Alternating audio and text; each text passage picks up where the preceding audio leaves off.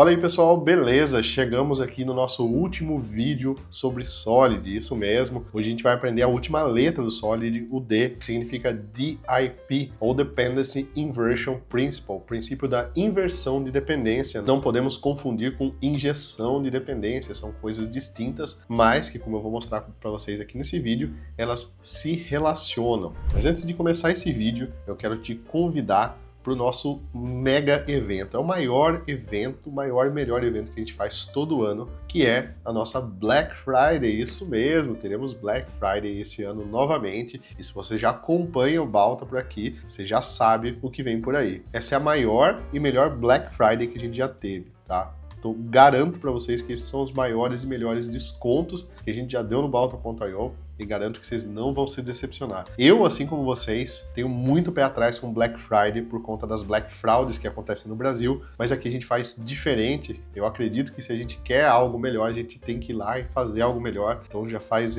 alguns anos aí que a gente roda as Black Fridays, realmente Black Fridays. Então a gente não dá desconto em nenhum momento do ano. Esse é o único período do ano no Balta.io que você consegue comprar com desconto. Então a gente consegue garantir descontos realmente bons para vocês, pessoal. Então se algum dia você já pensou em ser premium, essa é a hora certa, tá? Se você quer fazer esse curso de arquitetura, se você quer fazer o curso Full Stack, que também é um sucesso, se você quer a formação completa do .NET, tudo isso está incluso no premium, mais cursos futuros que virão por aí. E essa, sem dúvida, é a melhor oportunidade para você se tornar premium aqui com a gente. Então já clica aqui abaixo, garante seu desconto para Black Friday, porque eles são limitados e eles esgotam rapidinho. Os descontos eles vão ser enviados por e-mail, então já garante que você está recebendo os nossos e-mails aí, verifica lá sua pasta lixo eletrônico para ver se não tem nada do Balta lá. Se tivesse, já marca como não spam aí para garantir que você está recebendo todos os nossos e-mails e que você vai receber a nossa oferta da Black Friday. Então corre lá, se cadastra, vamos junto aí fazer uma Black Friday sensacional. Muito bem, pessoal, chegamos ao D, a última letra aqui do Solid, tá? O princípio da inversão de dependência, tá? Caramba, né? Quando eu vi isso daqui, eu associei com injeção de dependência, né? Fiquei maior confuso, mas esse cara aqui é um cara muito legal. E ele, para mim, é um dos mais importantes do Solid. Eu já abordei ele em diversos cursos aqui, inclusive no curso de injeção de dependência. Não confundam inversão de dependência com injeção de dependência. São coisas diferentes, sim, se relacionam, mas são coisas diferentes, tá? O DIP, o Dependency Inversion Principle, ou o princípio da inversão de dependência, ele diz realmente que você deve inverter as dependências. Em vez de você depender de implementação das classes concretas, né, uma classe, você tem que depender de abstração, ou seja, de interface, de contrato. Isso faz todo sentido, isso muda completamente a forma como a gente programa, tá? O benefício dele é o maior benefício de todos, que é o desacoplamento. É fácil trocar a implementação sem impactar o código. Não sei vocês, né? Mas eu já me perguntei muito assim, como que o .NET faz para manter tanta retrocompatibilidade? Tem método que foi escrito no .NET 2, não estou falando do .NET Core, estou falando do .NET Framework 2 e que existe até hoje. E muda as coisas por baixo do pano, mas a assinatura do método nunca muda, tá? As interfaces ajudam a gente nisso. Sempre que você depende de um contrato, não importa o que está na implementação. Então, basicamente, quando a gente fala para um repositório, né, que é um cara que eu uso, gosto bastante e recomendo, né? Quando a gente fala para o repositório assim, olha, me dá a lista de usuários, tá?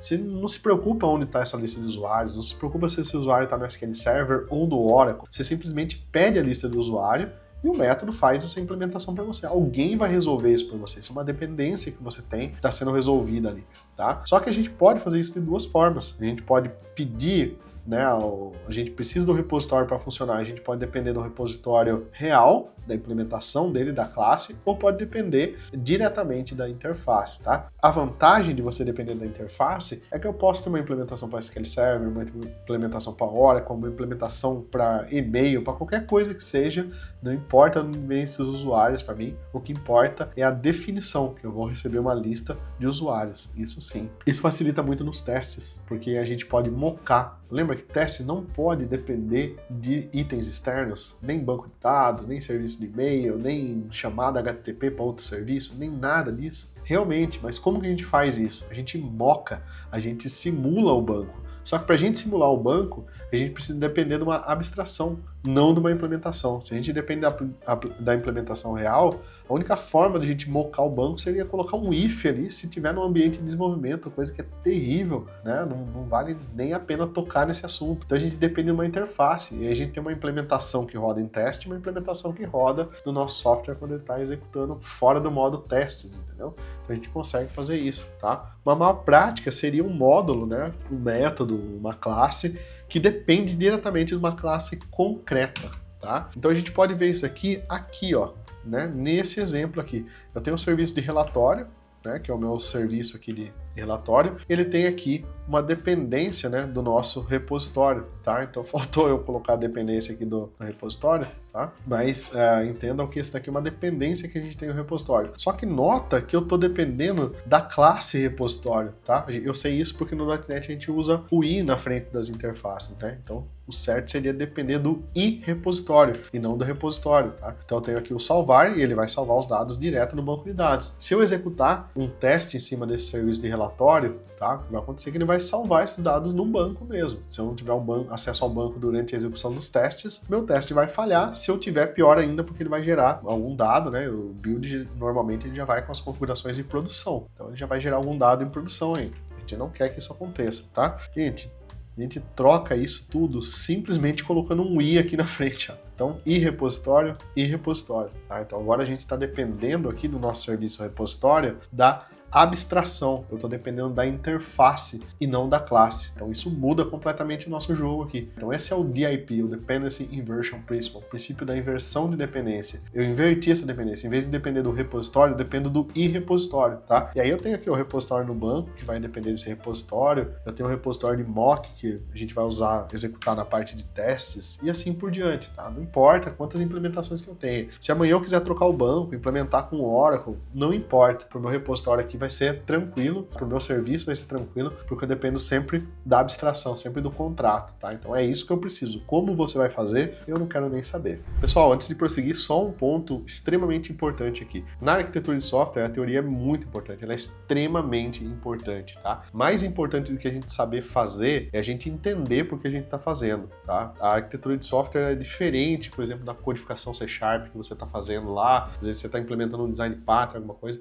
a arquitetura você tem que saber as motivações, por que você está fazendo, então a teoria é muito importante. Por isso, parabéns por ter assistido a parte teórica aqui. Se você pulou, volte lá, porque é muito importante que você tenha teoria antes de ir para a prática. E no nosso curso de arquitetura limpa, eu fiz exatamente isso, eu uni a teoria e a prática. Então eu criei os primeiros módulos ali com PowerPoints, com exemplos, né, igual eu mostrei aqui no vídeo para vocês, com alguns exemplos práticos para não ficar chato, não ficar só o PowerPoint ali também, mas eu uni muito a teoria e a prática. Então quando você chega nos módulos práticos, porque a gente faz de fato uma aplicação completa usando Domain Driven Design, CQRS, arquitetura limpa, Vertical Sliced Architecture, a gente coloca tudo isso em prática, mas quando chega na prática você já está por dentro de tudo, tá? Você já passou por todos esses modos, você já entende tudo que você está fazendo. Então, só para te lembrar de não esquecer da Black Friday, que é a melhor oportunidade para você assistir esse curso completo de arquitetura de software e muito mais, né? Se você está assistindo e não tem a base aí para chegar na arquitetura de software, fica tranquilo que a nossa formação .NET vai te ajudar nisso. Mas bora lá, pessoal, bora colocar a mão na massa aí, né? E vamos implementar aqui o D, né? A última letra aqui do Solid. Então vamos pegar aqui o 5, né? O DIP, Dependency Inversion Principle, /bad. Vamos começar pela implementação ruim,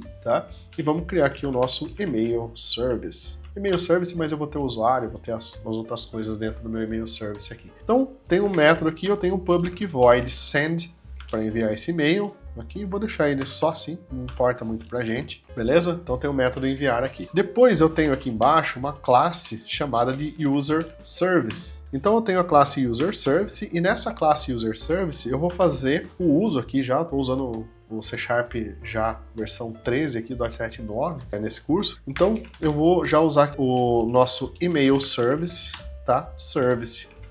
Tá bom? E aqui tá o problema já, porque aqui já vai ficar difícil da gente fazer qualquer mock aqui dentro. Eu tô dependendo direto aqui do meu email service, tá? Então se eu vier aqui, por exemplo, no program e fizer aqui um var user service igual a new user service, que vem lá do bad, se eu fizer isso aqui, eu vou precisar passar aqui para ele, ó, um email service, tá? Porque ele tem uma dependência, né? Aqui é a injeção de dependência. Então eu vou precisar aqui de um email service igual new email service e vou precisar passar aqui o email service. Porém, o email service ele vai enviar um e-mail para a pessoa mesmo, né? Imagina se em produção não daria certo. Em produção daria certo, mas em testes não daria certo. Imagina eu enviar um e-mail de teste para a pessoa. Então o que eu preciso que aconteça aqui? Eu preciso criar uma versão aqui mocada desse email service, tá? Então eu preciso criar aqui uma classe, vamos criar aqui já no good, tá? Vamos pegar aqui no good /email service. Então vamos criar um email service aqui.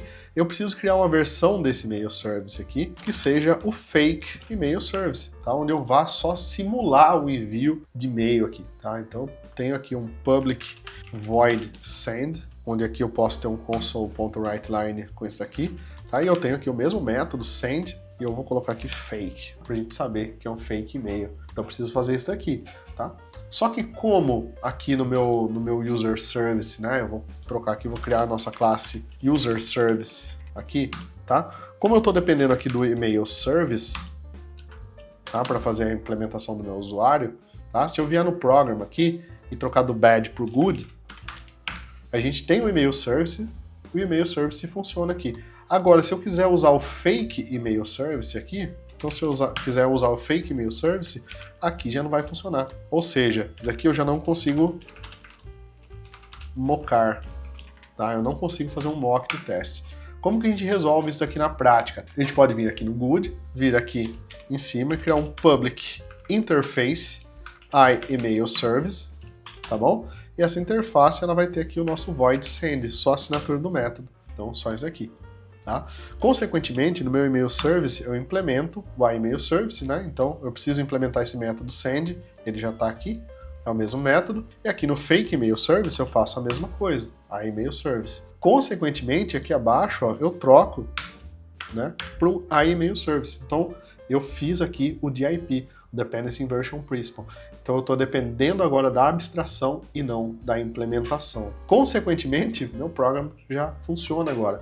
Porque tanto o fake email quanto o e-mail, eles implementam o email service. E como eu estou dependendo da abstração do contrato, os dois servem. Então, ó, se eu vier aqui e mudar para o email service, meu código não quebra. Se eu colocar aqui o fake email service, meu código também não quebra. Muito bem, então pessoal, esse foi o DIP, Dependency Inversion Principle, o princípio da inversão de dependência, um princípio que prega que a gente deve sempre depender de abstrações e nunca de implementações concretas, ou seja, sempre depender das interfaces e nunca das classes concretas, né? Isso como benefício maior tem o desacoplamento, já que a gente pode ter várias versões, né, várias implementações do mesmo contrato, então facilita muito essa substituição para a gente pode mocar, facilita muito a parte de testes, como a gente viu aí, né, que a gente pode criar vários testes com mocks sem precisar depender de itens externos, então já é a versão final aí de como testar, né, sem depender de itens externos, que é coisa que a gente fala bastante. A dica final é, verifique sua classe de alto nível tão acoplada às suas classes de baixo nível, ou seja, se a classe que você está consumindo, ela está fazendo uma referência direta a uma implementação e não a abstração. Se sim, considera sempre usar abstração. Preciso sempre criar interface e sempre usar abstração? Não, gente, não é para entrar na paranoia também, não é para ficar criando 4.000 interfaces, uma para cada coisa, tá? É sempre para usar com bom senso essas coisas, tá? Então, assim, não precisa sempre usar, fazer em todo lugar, massivamente, tá? Mas sempre opta por usar a interface, porque, consequentemente, você vai ter o benefício de desacoplamento, você vai ter o benefício de facilidade de substituição da dependência, tá? Então, repositório, serviço, tudo que vai em entidades, né? Tudo que possa acoplar uma camada com a outra, a gente vai sempre usar o DIP aqui, tá bom? Mas é isso aí, pessoal. Espero de coração que vocês tenham gostado desse conteúdo. Esse conteúdo é só um pedacinho do nosso mega curso de arquitetura limpa, onde eu mostro isso na teoria e na prática, 100% aplicado para vocês. Lembrando que lá a gente tem um módulo exclusivo para Solid e depois a gente aplica Solid no projeto desde o começo até o fim, né? Já que Solid é a base aí, basicamente, para uma arquitetura limpa. Se você gostou desse conteúdo, claro, curte e compartilha para ajudar o nosso trabalho, mas não se esquece de se inscrever para Black Friday, que é a melhor oportunidade do ano para você se tornar premium aqui no Balta e ter acesso a todos os cursos, né? Todo o dump da minha cabeça aí, tudo que eu já aprendi de programação, eu tô colocando dentro do Balta e tem muito mais coisa ainda para vir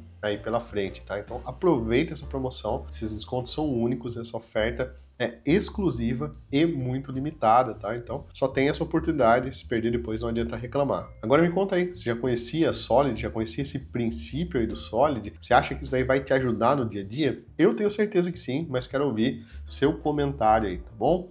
Um abraço e até o próximo vídeo.